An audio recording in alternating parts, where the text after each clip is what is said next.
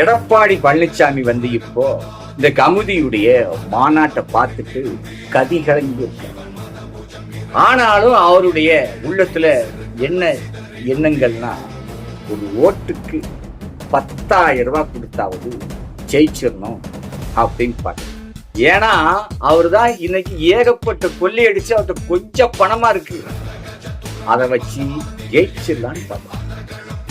அதுக்கு என்ன அர்த்தம்னா, ஒருத்தனை வேணும்னு காரை கொண்டு அடிச்சு காலி ஆயிட்டான். உடனே நீங்க கேஸு கோர்ட்டுன்னு எதுவுமே போக வேண்டாம், நான் உங்களுக்கு ஒரு 50 லட்சம் ரூபாய் தாரேன் அப்படி என்று சொல்வது போலதான். ஆனால் உணர்வு இல்லாதவன், ஓர்மை இல்லாதவன் அந்த பணத்தை போய் உடனே வாங்கி கொள்ள.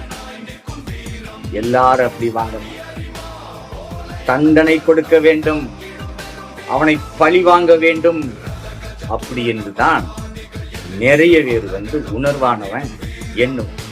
அதுதான் இன்னைக்கு இந்த எடப்பாடி பழனிசாமிக்கு தண்டனை கொடுக்க.